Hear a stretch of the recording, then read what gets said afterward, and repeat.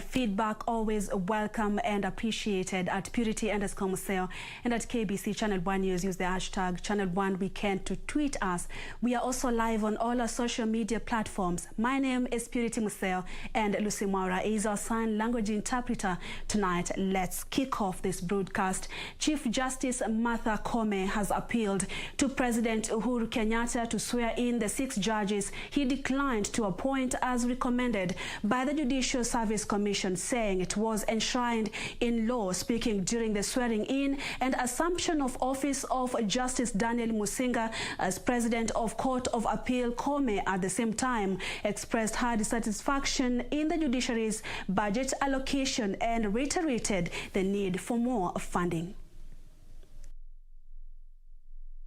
I, Daniel K. Musinga, Justice of the Court of Appeal, do swear in the name of the Almighty God. While pledging support to the newly installed President of the Court of Appeal, Judge David Musinga, Chief Justice Martha Koome has insisted that all persons nominated by the JSC must be appointed in accordance with the Constitution, sentiments echoed by the President of the Law Society of Kenya, Nelson Harvey.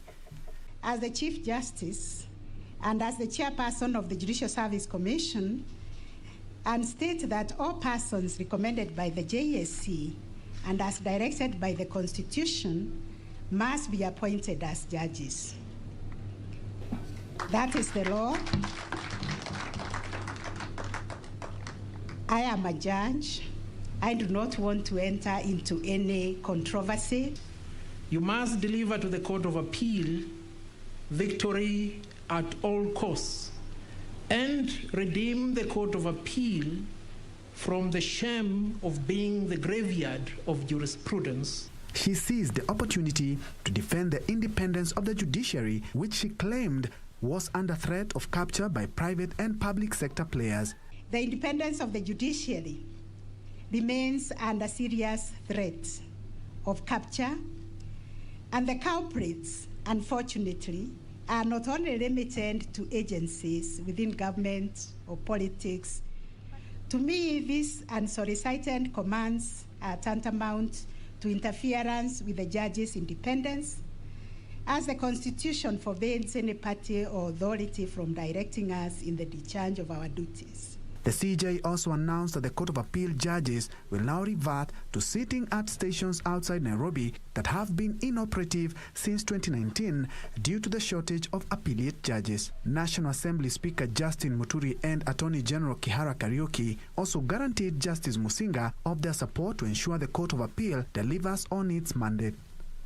Even though we are all required to interpret the Constitution, the final and authoritative interpretation of the Constitution is vested in the judiciary, and that we always uphold.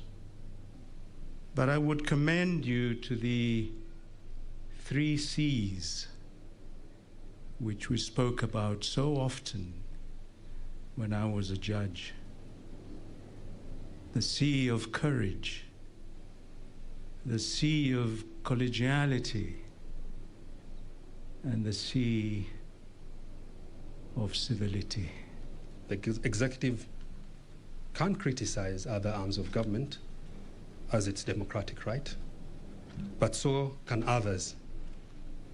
But we must do it constructively, and we must find solutions to our problems that will ensure we strengthen the governance of this country instead of weakening it. Justice Musinga pledged to implement the shared vision of his predecessor, Justice Ouko, who has since been elevated to Supreme Court judge. And the vision that guides the court is to be, and I quote again, the ultimate custodian of appellate justice delivered with integrity, ease of access, effectiveness, responsiveness, transparency, and accountability to all. I am committed to providing servant leadership that will enable the court deliver on its mandate in the challenging times we find ourselves in. Justice Musinga, the 3rd President of the Court of Appeal, first task will be to appoint a bench to hear an appeal filed by the government over the quashing of Building Bridges initiative process, and has the heavy task of tackling the backlog of cases which have accumulated to 8,412 cases as of today. For Channel 1 News, I'm Ben Troinjue.